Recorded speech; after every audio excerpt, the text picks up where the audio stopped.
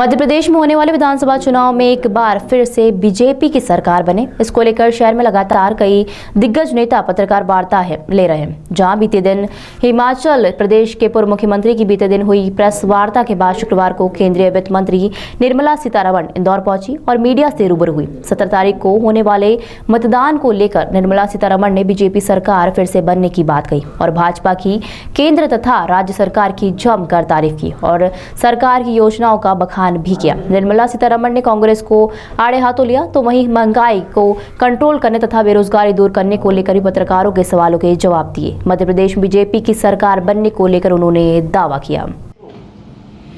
First 2 tracks जून 2024 के अंदर ready हो जाएगा और उसके कारण एंटायर प्रोजेक्ट को 2026 तक होने के बावजूद भी उपयोग में आएगा। At least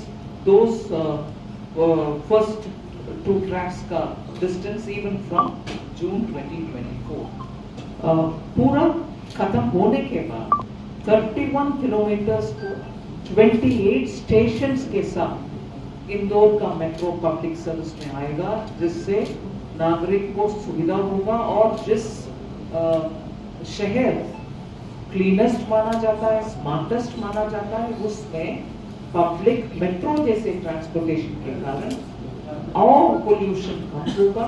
It will be one of the most efficient public transport facility. 2028 के अंदर पीतमपुर और उज्जैन का भी वाया सावर कनेक्शन होने वाले हैं।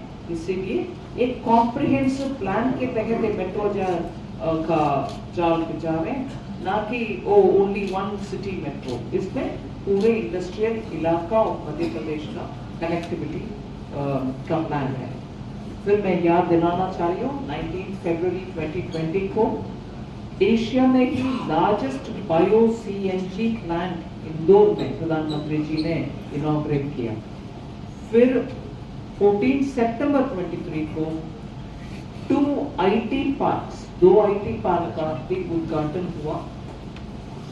ऐसे ही लाइट हाउस प्रोजेक्ट के तहत अक्टूबर 23 में 1024 रेसिडेंशियल यूनिट्स का कंस्ट्रक्ट करके हैंडओवर भी हुआ।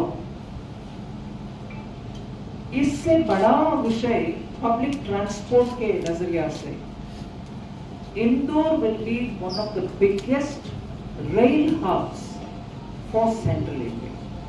6 डायरेक्शन में रेल कनेक्टिविटी इंदौर केंद्रित होने वाले हैं। उसका काम शुरू हो गया है। ऑलरेडी आपको मालूम है कि कैबिनेट के द्वारा इंदौर, मऊ, खांडवा और अकोला रेल लाइन का अप्रूवल मिल गया। ऐसे इंदौर मनमाड, इंदौर दाहोद और इंदौर जबलपुर रेल लाइन का भी अप्रूवल हो गया है। मगर ये सब शुरुआत है। Ultimately rail hub for central India Indore बनने वाले हैं। इसीलिए रास्ते में आने के समय हमारे माननीय सांसद जी मुझे रेलवे स्टेशन दिखाते हुए बोले कि we are expanding it, there will be a new railway station also. ये सब इंटरलिंक्ड है कि अल्टीमेटली इंदौर का सेंट्रल ट्रांसपोर्टेशन, रेलवे ट्रांसपोर्टेशन का हब बनाने के लिए जो प्रयत्न चल रहे हैं।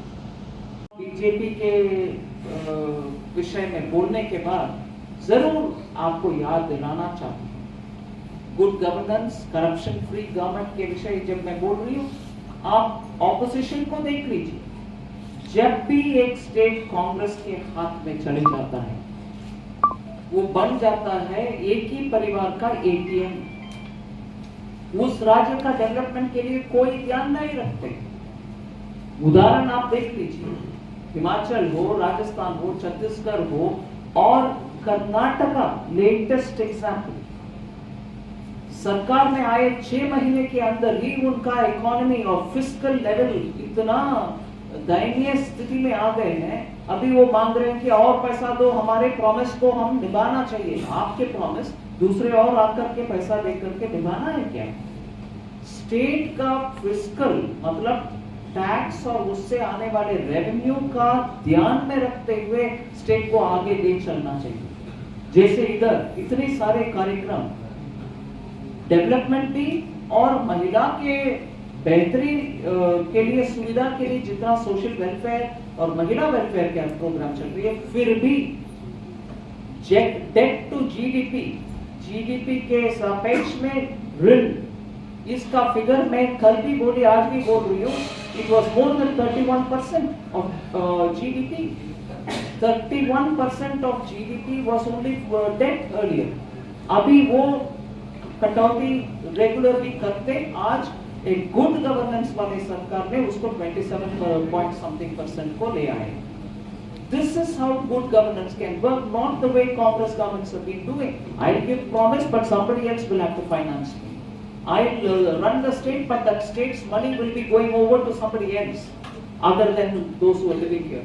इसीलिए ये उदाहरण मैंने इतने सारे स्टेट्स को दिया, और भूलना नहीं है स्लैम, इफको स्कैम है, अरे स्कैम है. मोसेर बेर मात्र 350 करोड़ का, अगस्ता वेस्टलैंड 2400 का, इफको 600 करोड़ का.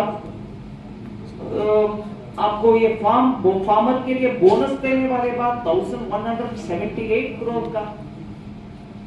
2009 से कांग्रेस को ये फार्मर लोन वेवर करने वाले बाद, जहां आधा अधूरा छोड़ा 2009 से 14 तक जब यूपीए के सरकार था, वो फुलफिल नहीं हुआ.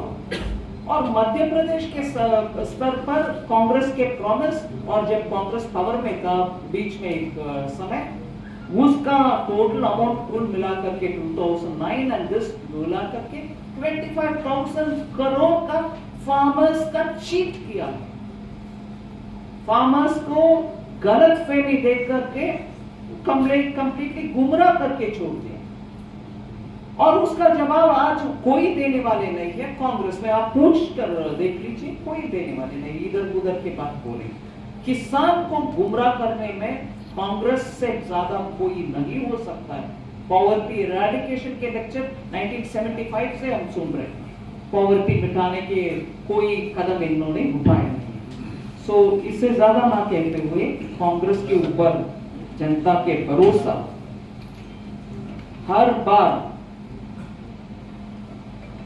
एक सपना जो अधूरा रहता है वैसे ही है.